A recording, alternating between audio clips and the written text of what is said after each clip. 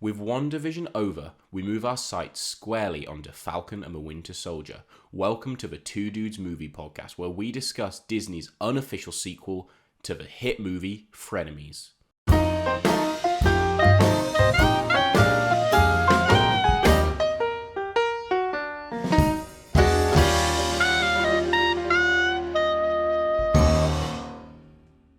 Yes, I say frenemies because if no one ever saw the Bella Thorne Zendaya Disney Channel original movie Frenemies, I think this is actually just going to be a spin-off, and I would love to have a cameo from those characters appear here. I'll be honest with you, I think you may be stretching a little bit, seeing as Zendaya is technically already in the MCU as MJ. And maybe she'll be confirmed as having been MJ undercover in that role. Okay, WandaVision had my hopes pretty high. I think I'm going to pin my hopes even higher for a Disney Frenemies crossover. I think you are going to be completely disappointed in that. I hope I am. I'd be pretty concerned if I'll tell you what, if, I don't even know what I can promise to do if a Frenemies character appeared officially as a crossover in Falcon and the Winter Soldier, but boy, would I be uncomfortable. I'd be sitting there. We will record a special 12-hour episode where we just... Oh, no. Here's what we'll do. We'll do a commentary on We'll Frenemies. do a Disney Frenemies commentary. Preview commentary and post-view. And we'll do that. I have never even heard of Frenemies, really. I know it exists, but I don't even know what it's about. It's on Disney Plus. Hit it up. It's not that bad, to be fair. Right. This isn't there's about a dog Frenemies that can anyway, skateboard. and it is, but the Marvel Frenemies. Yeah, but there's a dog that could skateboard, so he could quite easily fit into the superhero front. He could be like, he can't be Dog Man because Dog Border, that could be his name, and he like skateboards and he's a dog. James, you done with me yet? You wanna call it a day? I really worry about you. I think we've covered most of Falcon and the Winter Soldier. Yeah. So saying that, and I do kind of want to say this, and it's nothing to do with really just the Falcon and the Winter Soldier, but maybe in terms of future of MCU, this is something I would like to see, is some of the, not minor characters, but non-superhero characters crossing over into other series, like we saw with Kat Dennings and Jimmy Woo in...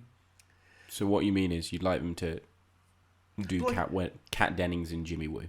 No, because I'd love to see MJ, for some reason, just pop up in a different property. Say, I don't know, they're walking through... Well, maybe not MJ, because it's probably a bit contrived, but later on down the line, maybe. But, like, I would like to see some of these lesser characters. It doesn't have to be a massive cameo from a superhero actor in there. It can be Happy Hogan going into Spider-Man. It can be just these little crossovers that just kind of show we are in the same world as everything else. I think is a really nice way of just kind of interconnecting things. Yeah, I think something that's clear, and it kind of, I believe, I guess actually, Captain America Winter Soldier was the first time we had two Avengers. Well, I guess Hawkeye, but he didn't count because he wasn't an Avenger yet. Was the first time, and then we moved even further with Thor and Hulk in Thor Ragnarok. And now we know we're going to have Wanda in Doctor Strange. Guardians of the Galaxy are going to be in Thor. Mm-hmm. We're having Miss Marvel, Monica Rambeau, and Captain Marvel in Captain Marvel 2. Mm-hmm. I think the MCU is moving more to... So we can't make a Monica Rambeau movie, but she'll have a part of this. I think the shows and in fact, I feel the movies are becoming these crossover events where everyone appears. You will not have one character now appear in a movie. And I feel like the TV shows are where we spin off and we look at a couple of characters, one character. We've got Falcon and Winter Soldier and WandaVision focusing on two Avengers each, but then we've got Loki squarely focused on him. We've got Would you say the Winter Soldier's Ms. an Marvel. Avenger? Would I say who? Would you say the Winter Soldier's an Avenger? I'd say there's two main characters from the movies being represented in a show as opposed to Loki, which only has one main character, if you want to be pedantic. I'm going to be. Yeah, I can tell. Says the person who questioned the logic of what Vision was doing in the last episode of WandaVision. Yes, I'm going to be pedantic, thank you. Hashtag he should have blown up. Can we get that hashtag trending, please? I need vindication. I love Falcon as a character. Same.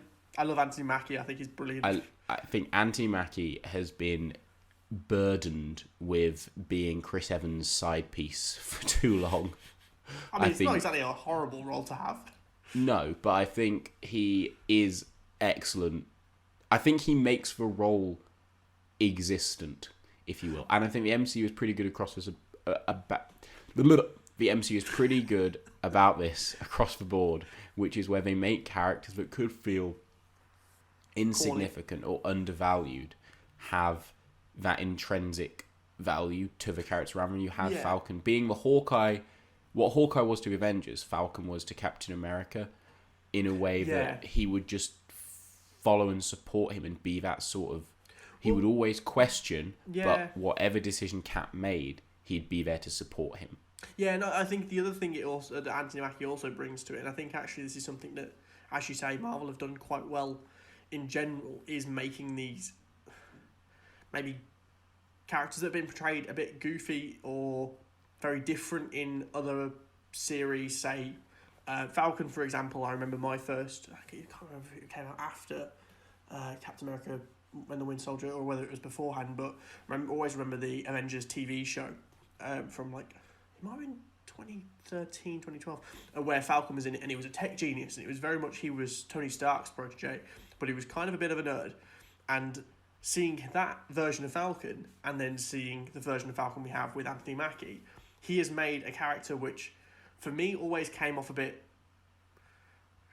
goofy and a bit weird, and with a very strange outfit. And I think that's definitely something that Marvel have done really well with, is updating those outfits. And they've made them quite cool. Anthony Mackie is 100% a much cooler character than, I'd say, most other people in the MCU. I'd say the only person for me who he is comparable to on level of, oh, this guy's the kind of guy you want to hang out with because he's going to have quips, he's going to have, he's going to make sure he knows exactly what to say at exactly the right moment. The only person I could probably compare that to is Chadwick Boseman's Black Panther. The two of those two, I'm like, I want to be in a room with these people, just having a conversation with people and taking a piss and having a laugh, because they're just cool. They seem like, pretty I'm fun. not a cool person, so this is definitely probably not the I can definition of confirm cool. that statement.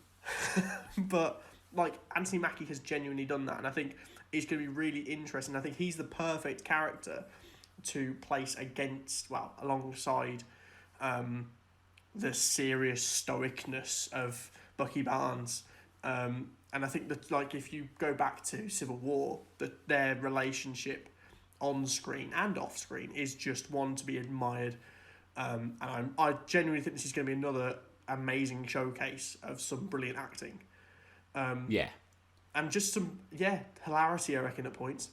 So I must confess, having seen the trailer, I have concern, which I think is well-founded and comes from a loving place, that this is going to be potentially quite cringy. I worry that if you put the writing that they're being presented with, and I think the actors will do it, I think the actors will, but you have to have the directing and the tone of the show has to be supported by the performance. The performance cannot just exist, because take the staring contest scene that we see in the trailer. I think that is very much at odds with everything, all the action. I can't imagine having an action scene then we just cut to them staring and it's chopping between them the way it does. It's not that it won't work. I'm saying that's where I think this show will fall down, is it tries to be a comedy or an action comedy rather than a political thriller. Yeah, and I think this is the thing, is that's very much on par. I don't know if you've seen it, but Anthony Mackie's Xbox advert, which is set in the world, that it's that kind of comedy. It's subversion, because you expect it to be, you expect these guys to be quite serious. Well, I know that, as I said, I said Anthony Mackie's quite quippy and he's quite funny, but I think still in a serious setting. You go back to, as I say, Winter Soldier. Yeah, he's sarcastic. He's not Spider-Man. Like, he's not that level of quippy. He's sarcastic and he's not going for a joke. He just makes comments. Yeah, exactly. But this is very much I'm playing this so seriously, but it's a joke, and it doesn't quite work. I must admit, going into this, I don't know, obviously, about those kind of moments, but going into this, I'm very much expecting a, basically, Captain America Winter Soldier series. Like, that movie, the tone of it, the way that it worked, the way that it was shot, the way that it was written into a series, it's that kind of spy level, the same as what I think we're expecting with Black Widow. But those moments would not fit in that film. If they don't fit in that film, I don't feel like they fit alongside what they're going for in this series. Now, I might be wrong, and that scene may be cut like that and not actually be the way it turns out. Or it might just be a case of it's, Marvel are like, they'll sometimes put shots in trailers that don't actually happen in the movie. So it could be like that, but I get what you're saying. I'm ready to see it in context, I think. I'm not saying it looks cringy. I'm saying I worry it has the potential to be. And I think if we've seen as little of this show as we had seen of WandaVision, I think this looks to be a very exciting show. And I think there will be twists and turns and excitement. I hope a lot of the jokes in this show are in this trailer. The balance is way off. There's way more jokes in the trailer than there are in the show. That would make me happy. I want Captain America: The Winter Soldier with more politics, with more debates and conversations about the morality of certain things, the choice of who should be Captain America. The answer, of course, is Falcon. He was given the shield. He's boss. He's cool. He's my man. My Anthony Mackie is the best. Also, Anthony Mackie is great in lots of stuff, not just this. I remember first seeing him in 8 Mile. Brilliant. I haven't seen that. Oh, you need to watch 8 Mile. It's so good. But the other part of this dueling duo, the other part of this fantastical friendship. Here we go. Can you get a third? The other part of this? The other part of this plutonic partnership. Oh. That one was good. I'm proud of that one. Also, it's definitely not platonic. Fight me. What are you going to do? You told me it was Mephisto and it wasn't, so go on. See what I say to this. That's my hype. If there is no romantic tension between Falcon and Winter Soldier, I'll be hugely disappointed. I'll cry about it. God, I would love that. That would be amazing. That would be so amazing. I remember seeing. I think I've seen a post today actually, with obviously the picture of Sharon Carter, and they were discussing about relationships because she had a relationship with Captain America, and it was just this. Sorry, she didn't have a relationship. Well, no, but as in there was a potential relationship there. There was not a potential relationship. That is just wrong. It's wrong now, but no. Okay, back in Civil War it was a bit iffy. No, it was wrong in Civil War because of the fact that she is his love's niece or whatever she is. Yeah, but his love's also 90. Which makes it weirder, don't you think? The question was whether either Falcon or Winter Soldier would have a relationship with Sharon Carter, and I'm like, no. Why? Why does this show does not need a relationship in it? Yes, it does. It needs Falcon and Winter Soldier relationship. I would also accept Winter Soldier and Zemo. Wow, and if someone could find me some fat out of that, I'll be happy. Dude, I'll you've be got satisfied. some weird fantasies. I'm worried for you. I don't. It's not my fantasy. I just think I mainly just think it would annoy people, and I'd enjoy that. I'd enjoy knowing that people are really, really upset about it, and I'd be like, "Why? They're just in love. They've clearly set up this romantic tension. They haven't done that. But I'll just say it to wind them up more." Also, be prepared for that. I will be defending. I will be standing this relationship to the end of time. God damn it. Enough of me annoying people because it's fun. Oh, so let's go on to other things you're going to annoy people on, yeah. I want to talk about hype before we get into everything else about this show. Yeah. And I want to temper people's expectations. We are aware this show was supposed to come out in August 2020. Obviously, this was delayed because of a pandemic, and reshoots meant it got pushed past WandaVision in the release schedule. Mm-hmm. My point on that basically is nothing, even more so than WandaVision, nothing world-ending, world-changing, I believe is going to happen. It will be impactful, but I don't think it'll be like for me, there's less hype around the world impact of this one than there is WandaVision because of the power levels of the people in it. I think this will be like, because of the way the MCU seems to be going in terms of the mysticism, in terms of the space stuff.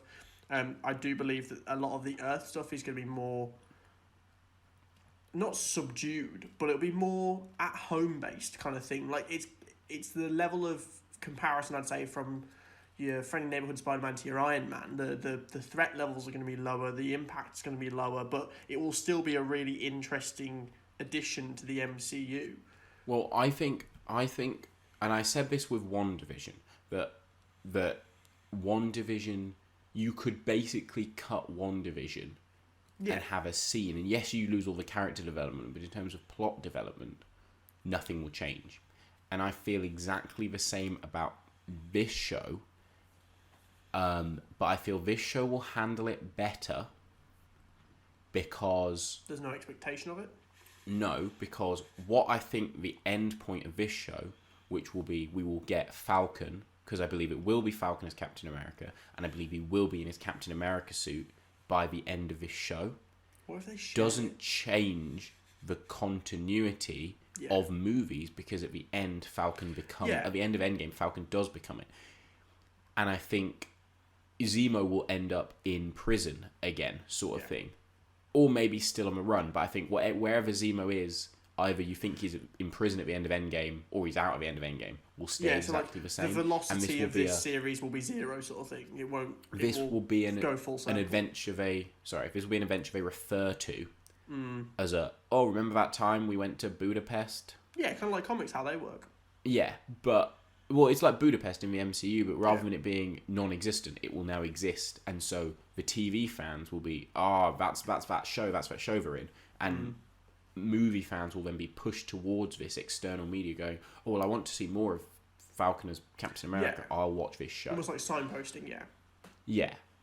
So I'm excited because I'm very excited for Falcon to be Captain America, and I'm very excited of the journey they're gonna go on to get him there. Obviously, with the what will clearly be brought up in this show, and I'd be very disappointed in this show if it didn't. The racial question of should Captain America be a black man? Is that something America is, one, ready for, two, something that America wants, and three, something that America needs? Okay, yeah. Well, the thing about that as well is the fact that the answer to that is very quickly, yes, he should be black. He shouldn't be. It doesn't freaking matter. It doesn't matter at all. I know. I don't care. But they do need to have that discussion. And I'm very much looking forward to all the haters that we're going to completely shut down as soon as they start going, he shouldn't be black. But it doesn't matter. At the end of the day... I agree. It doesn't matter. I don't care. But I want the discussion to be had because I want the argument to be made to those people that exist both in the contextual movie TV show universe that are against this, but to also all the real people who consider this wrong, who consider white supremacy to be an idea. I want to see their favourite franchise make the point that you are wrong, and make it not only have characters of colour appear, but specifically tell them that a black man will be Captain America. Yeah. If they do not make Falcon Captain America without at least going into this, if they go into it and something happens, fine. But if they do not address this and don't make Falcon Captain America, I will genuinely be at odds with the MCU and find it problematic. Yeah, because I think it's quite interesting that we've not seen any discussion, I'd say, inside of the MCU. Obviously, there's been discussion outside of the MCU in terms of any kind of prejudice kind of thing. I mean, yes. Captain Marvel's obviously a big discussion point that everyone was like, why is the most powerful being in the universe at this point a woman? But again, don't matter. Why does it matter? But like, there's never been an in-world conversation about it. And like, we've had quite prevalent black characters of the likes of Don Cheadle and his roadie, and and Anthony Mackie's Winter Soldier, Falcon then. But like, there've been prevalent characters, but there's never been and obviously Black Panther, yeah. But the thing is in a prevalent black characters in a minority position. I'll put it that way. Because obviously Black Panther is in a country where, as Shuri said, a white man is the minority in that instance. So I think the discussion there is they do discuss it, especially obviously Black Panther is a entire movie as a concept discusses it, and of course Michael B. Jordan, I can't remember his character's name. Killmonger. That was it. His father. The whole point is that he's saying that our people are out here and they're dying, and so the overall context of that movie had that discussion inside of it. But I think, in terms of Falcon especially, him becoming Captain America, I believe, needs to be problematic in the world. It needs to have its haters in the world, because otherwise you're portraying a world where, as much as it's idyllic and we want it to happen, we know that the MCU is not a perfect world. We know that there is hatred inside of it, and so portraying that everything else is exactly the way we it is in almost real life, but the thing that's not is, there's no prejudice against black people, I think he's almost avoiding the conversation rather than trying to go, look, we're living in an idyllic world. No, have the conversation. Yeah, I'm again, it just goes back to that frustration. I don't care particularly who ends up as Captain America as much as I do that is part of the conversation. And I think it is interesting to see the way the Disney Plus shows are taking the opportunity of screen time to explore concepts that the MCU has touched on and addressed in, I'd say, the two we're seeing now, race and grief. Yeah. We've addressed Wanda's grief before, but we have never had a specific deep dive analysis. The therapy sessions we all had with Wanda have never been able to take place in the movies because we've had to watch people fight too much. Which is what a lot of and which is what I'm happy the movies are for. Which is why I'm glad the TV shows exist to explore these elements, and I'm very interested to what Loki will explore, as we're gonna clearly see these issues come up, and I would be interested if Loki is going to explore redemption. Yeah. With Loki obviously taking place straight after the Avengers. Okay, so that's a good segue. I was going to ask you really is, let's talk timelines. We know that the ones we know of so far, Loki's straight afterwards, as you say. WandaVision is 2 weeks after Endgame. Yeah. The end of Endgame, I should say. Spider-Man's 6 months, 8 months, I think it was actually. Falcon and the Winter Soldier obviously was supposed to come out, as you say, before WandaVision. It was supposed to come out after Black Widow. Everyone was going to wonder whether that was obviously going to impact it. We know that Black Widow happens in the past. That's a separate thing. But I believe... when do you believe this takes place? I don't really... It takes place after Endgame. Yes. Obviously. But I don't really think it matters because I think... So let's talk about verticals. Let's talk about... The MCU has spun itself into a series of verticals. We've just addressed the multiverse vertical, which we know will include Spider-Man 3 and Doctor Strange. As well as WandaVision. The next vertical that's clear is the space one, which includes Guardians of the Galaxy and Thor. And we know, because the Guardians of the Galaxy are in the next Thor movie. Yeah. We have the vertical of Captain Marvel, where we now know Monica Rambeau, Ms. Marvel, and Captain Marvel will all show up, and we presume that the Skrulls and Nick Fury will have something to do with that movie. You see, I honestly believe, before we get on to the next one, because this kind of leads into my big point, I believe as much as there are verticals, there are crossovers between the two as well, especially because those two 100%. I think Space and Captain Marvel will end up becoming one vertical. Yes, but I just mean in terms of in the projects we know that are currently directly linked. So we know that Thor and Guardians of the Galaxy, they're both in each other's movie potentially. Do we know? We know that because my question is, we've got Jane Foster coming up in the Thor movie. And she's going to be Lady Thor. Yes. Is that a crossover between Doctor Strange, whatever happens in that movie with the multiverse and Thor. Potentially, I don't think so. I don't think it'll be multiverse. Unless they really blow the multiverse wide open.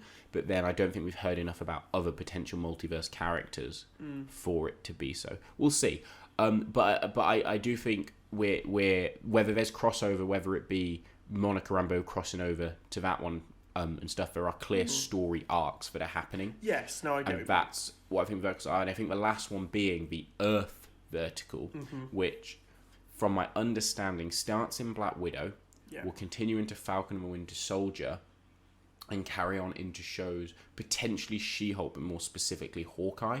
Yeah. As, I don't know if this is rumoured or confirmed, but Yelena Belova, to say that right, Yelena Belova, is confirmed to appear in Hawkeye, confirmed to appear in Black Widow, and I believe it was rumoured, or potentially confirmed, that she will have a small appearance in Falcon and the Winter Soldier, which was supposed to obviously come after her appearance in Black Widow, but will now tease her before she reappears in Black Widow. I do believe that obviously she's, as you say, going to be maybe the through link between them, and I think that will be quite interesting. I wonder whether because we know that She-Hulk may be impacted by Daredevil.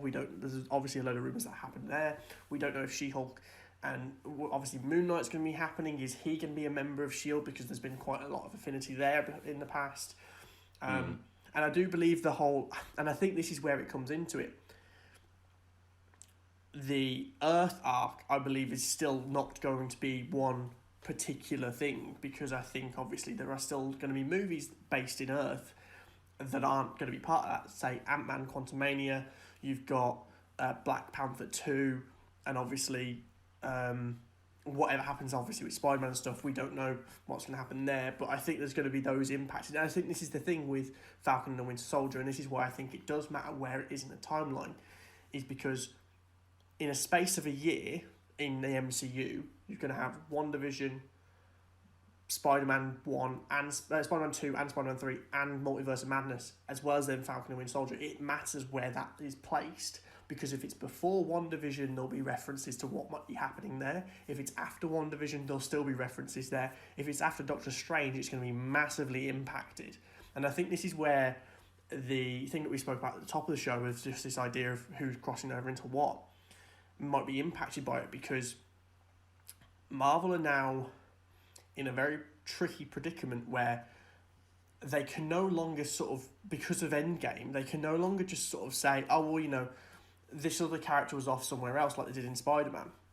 They can know, if it's all based in Earth, they have to accept that anyone else based on Earth is going to be affected by it. This is why we saw the Ancient One in Endgame, because there was always those questions of what were they doing when the Chitauri attacked.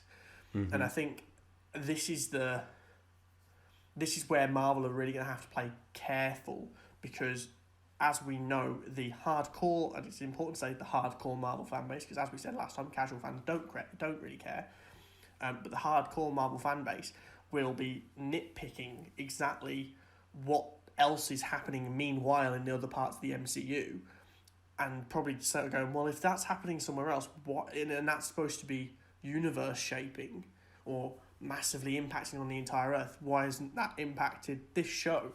So I like your thinking, but I think you're wrong. And the evidence I will cite as you being wrong is in WandaVision, at no point does anyone think to call any other Avenger. Does anyone reference any other Avenger? No, exactly. And I think there will be a suspension of disbelief. People were upset about this. So when the MCU the Avengers happened, and then Iron Man, Captain America, and Thor happened. Those movies were consecutively next.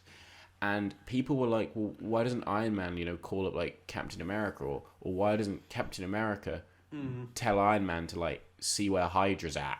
Or anything. Yeah. And I think what happened as the movies went on is just belief was suspended. Yeah. And you have to just accept comics that as well, yeah. They can't just constantly be trying to work out why everyone can't be there, because sometimes you're just in a moment, just like in the real world where you're dealing with something, You don't just call everyone up who might be able to help. Be like, can you help with this? You just like, that's exactly it, isn't it? I'll give it a go. Realistic kind of moment of, you're having trouble and you sat there going, I need someone to talk to. Say it's as small as that. I just need someone to talk to. Why don't you call up everyone? Well, because you just don't. Yeah. And I think, I suppose that is very much a good point. Especially with the Avengers now being what's presumed to be an unofficial entity with no Avengers movie. Well, we know one will come back. There's not one on the horizon. Yeah. There's not one laid out. I think it's clear that the Avengers is to a degree disbanded and they're not friends in the same way I think we like to think when we watch them fighting. I don't think they all want to hang out together. I think they all have their own lives that they want to live. And Spider-Man wants to spend time at school with his girlfriend and his friends. He doesn't want to constantly be solving Wanda's problems for her. I think if called, he would. It's the same reason like why Ant-Man wasn't called upon in Infinity War, or why Hawkeye wasn't called upon in Infinity War is probably a better example. Hawkeye was a massive part of the Avengers, but he was like, I'm not part of that anymore. Hawkeye's not stabbing yet. Hawkeye's home with his family. In Infinity War, he was just like, I'm not part of this anymore. And they kind of just went, no, he's not. It's the same as Ant-Man. He was under house arrest. You just sort of didn't call upon him. Can I ruin Ant-Man? I can't remember where I saw this. Oh, Ant-Man 2. So you know how they say he's under house arrest? Yeah. His house arrest is coming to end the day. It's like the last day or something like that, isn't it? Yeah. But they don't disappear immediately. Yeah. Which means the day that Infinity War happens over, technically Ant-Man can't be under house arrest anymore because his house arrest ended, and he should actually have been the time between the end of the movie and whether in the post-credit scene. It can't be the next day. Like, you know what I mean? We're not just hopping straight back into the quantum tunnel the next day. We're like, we'll have a nap. We'll have a rest. So where on earth was Ant-Man? He wasn't on house arrest. It's true. True. It's very distressing to me. But at the same time, they only called upon him once, and whether they'd call upon him again, No, but they specifically say, we can't, he's on house arrest. Oh, right. They make the point of saying him and Clint are on house arrest. But yeah, technically he's not on house arrest, which also should therefore suggest Hawkeye wasn't, because his would have presumably ended at the same time. Yeah, but Hawkeye's also retired, that's why he wasn't called upon. I know, but he says that they specifically say they're not retired, they're on house arrest. Or maybe they do say Clint's retired, I don't remember. Anyway, Ant-Man 2 is ruined, as if anyone cares, because no one likes that movie. But my point is yes, the verticals are interesting, but I think at the same time, I think my argument would be back to you is, as much as I think that's probably the way they're going to be going, because it is too complicated, especially when you have so many properties. At the end of the day, they've brought 20 movies out at this point, it's going to be too much. But if I put it in a real world example for us, and I'm not wishing this was going to happen, of course, touch wood that it won't, but me and you don't live in London, right? Correct. If a bomb went off in London, we'd know about it, wouldn't we? Correct. This is what I'm saying. Yes, okay, you don't call upon someone when you don't call upon everyone when you need to chat, but if a big world event happened, you'd hear about it. So I don't necessarily think they'd have to mention it, because of course you don't just mention it. Of course, if it's set over a number of days, a number of time, or whatever it is, you don't have to include every single conversation they had.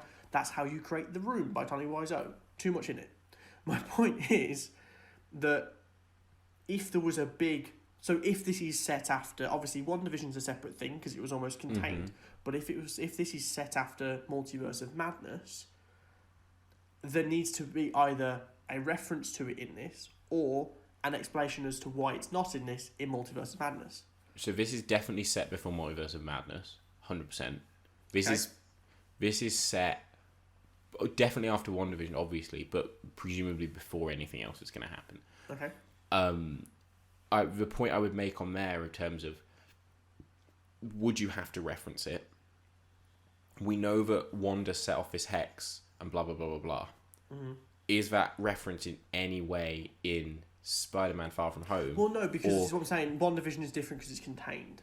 And as you say, you made a very good point in the fact that They didn't call upon any Avengers. It's not Shield. It's Sword. It's a very contained event between Sword and the FBI. So it doesn't need to be referenced anywhere else. But I think it should be in the logic of, well, this would have been on the news. There were people living in this town. They can't silence a whole town. No, but the thing is, the FBI and Sword can hide things like that. But I think, but then you could say they could hide anything. They can't hide an entire town being held hostage. But I think if the way that the MCU is going to go is just suspension of disbelief, it happens in that case. Why does Spider-Man, at what point in Spider-Man should he have referenced the events of WandaVision?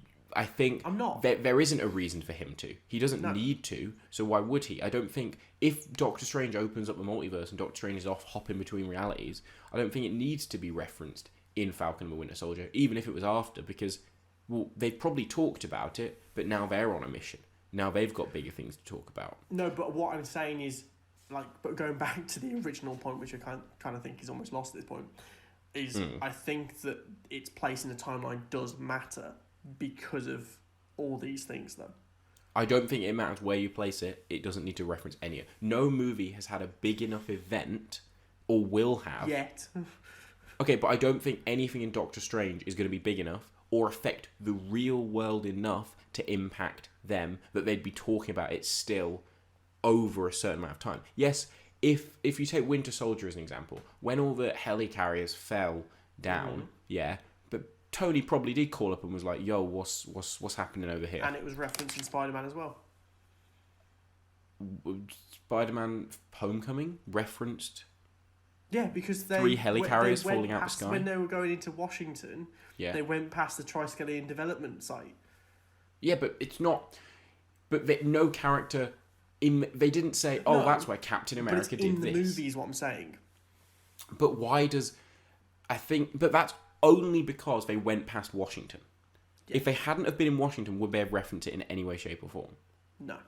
No. So, if Doctor Strange opens the multiverse and then goes in, or we start seeing characters pop up or something, I don't know. Let me use a different example. If in Shang-Chi there's a giant fight and there's a dragon and there's a fight in, say, New York, and there's a dragon trash in New York or something like that, is that in any way relevant to what's happening on the other coast of America with Falcon and Winter Soldier that would be enough for them to talk? This happens all the time for them. They're just like, remember when there was a dragon? Yeah, but again, it's that. No, but I'm saying, but would they constantly be saying that, or would they?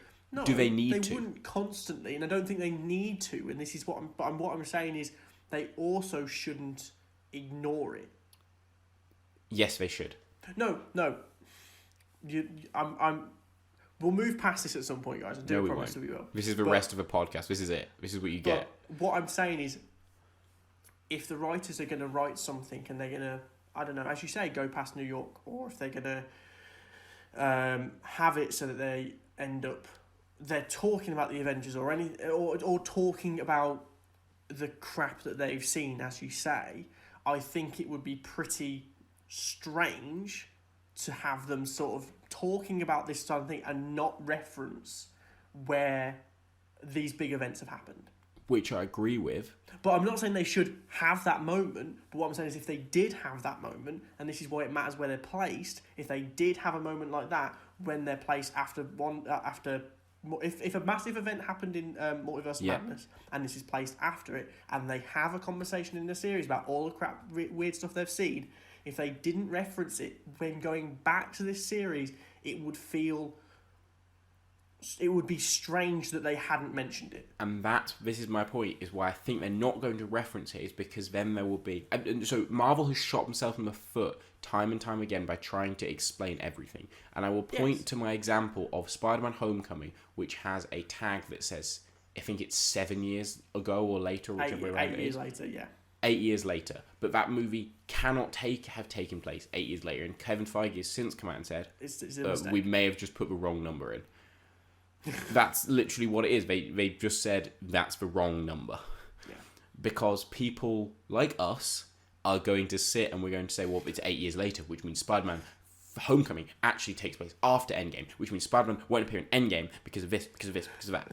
or it just doesn't matter and they put a typo in. And I think that's the exact reason that they're not going to constantly do this referencing thing, and they will try to actively avoid it because fans will constantly, just like we just did, in fact, with Ant-Man, we've gone, well, actually, that's not possible because Ant-Man's isolation ended this day, and Infinity War had to have taken place at least 2 days later. So, like, I think they'll avoid those sorts of comparisons and contextual things just because it's just a pain to try and... There must be just one guy who works at Marvel who's just, like, got the Charlie... That's the whole what's point his name? Continuity people. Yeah, Charlie what? What's his name? Where he got the wall with all the red lines. Charlie Cox. Not Charlie Cox. No, it's not Charlie Cox. That's Daredevil. I'm still in Marvel mode. Anyway, you know the meme. Charlie Day. Charlie Day. I don't think that's it either, but whatever. It is. He's got the map and he's got all the red lines. He just go crazy. There must just be one guy at Marvel in the basement who's just like, but it doesn't make sense. And I think here's the thing, and I think even though we're sat here talking about the continuity and where this is going to fit into stuff, I'll have to also say, when I get around to watching this, and when I then go and watch other movies, will I be thinking about any of that? No. Which is why I don't think they're going to bother. Because you don't care, and it doesn't make a difference. Moving on. Last word. I win. More like I can't be bothered to argue against you, but sure. No, I'll take that as a solid victory for something that matters more than anything else we've ever talked about. This is the most important thing I'll ever argue, apart from the fact that hashtag Vision blew up. It should have been. You changed the hashtag. Nah, I didn't. It's said hashtag prove it.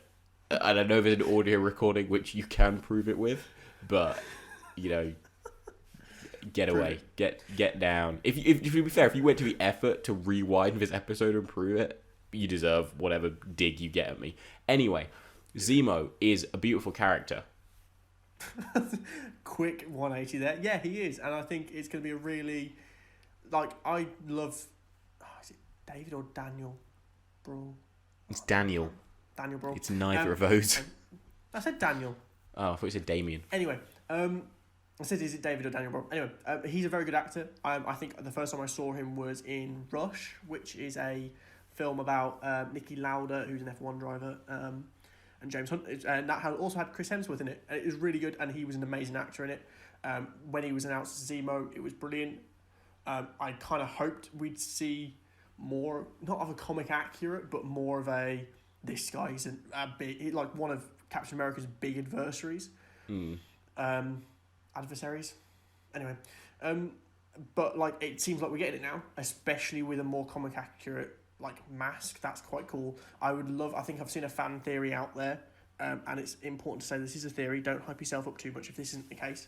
But I've seen a fan theory out there that he chose that because it almost mimics Thanos, and it's kind of taking the mick out of, it's taunting these guys because he looks like a big purple chin guy.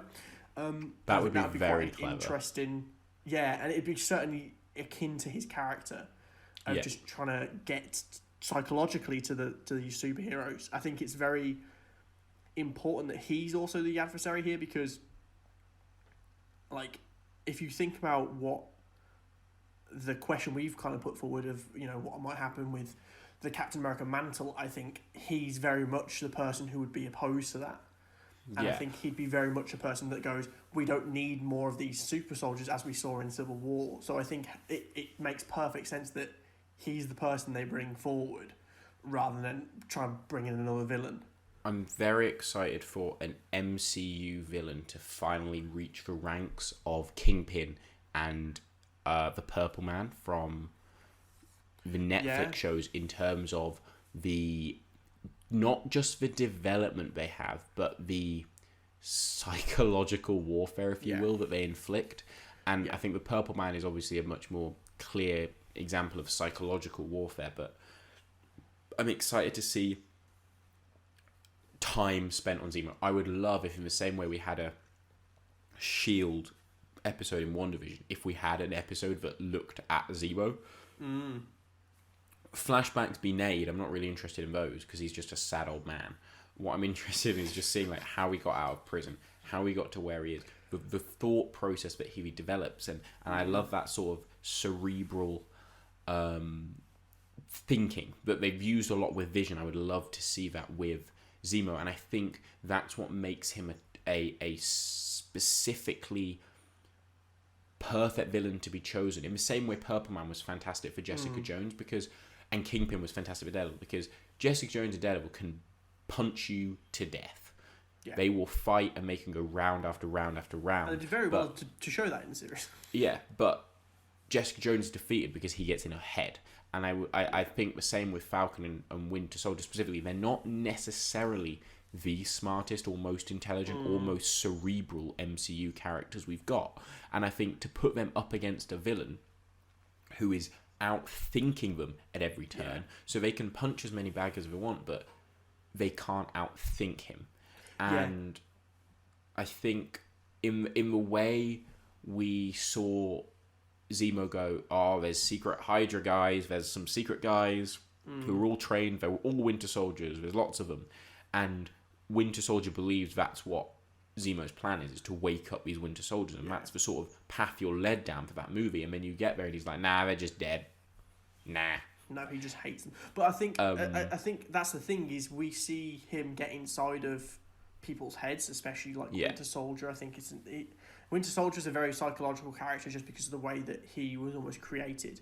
I think it would be, I don't know how, and I think this is why it's so interesting to me. I don't know how they would, but it would be really interesting to see a psychological attack on Falcon, who we almost see is almost not an impervious psychological character, but someone who we haven't seen much of. And I think it's like seen much of a depth of psychological analysis on him, because, and I think this is where it comes into it, is that he's going to be psychologically, I think,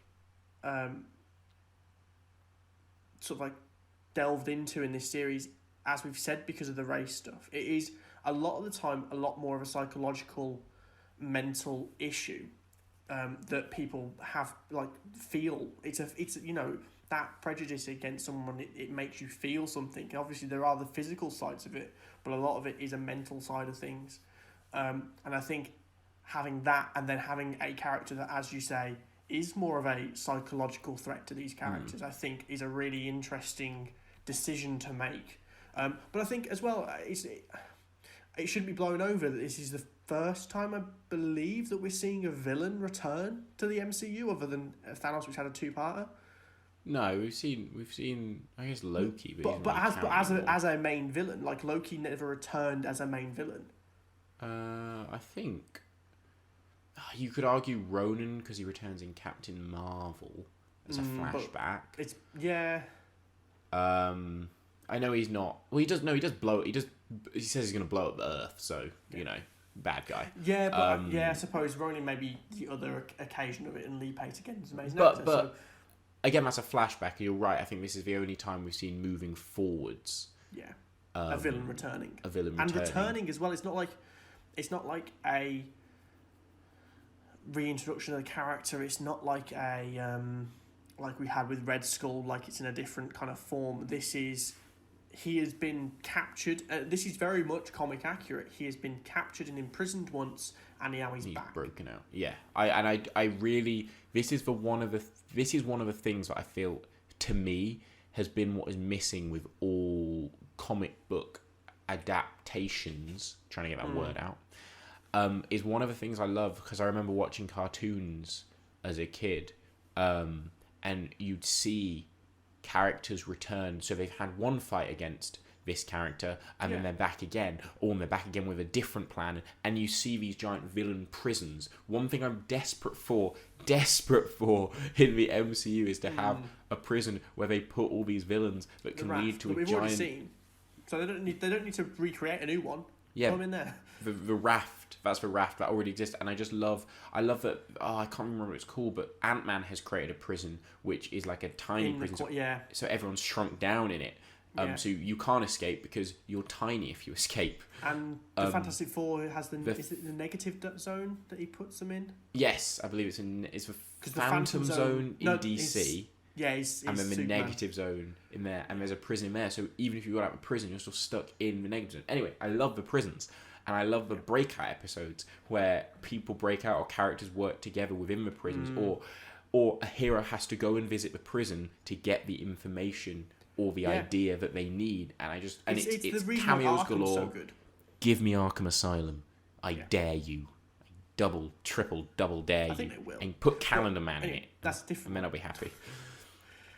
So I'm very excited for that, and I hope that's where we're going.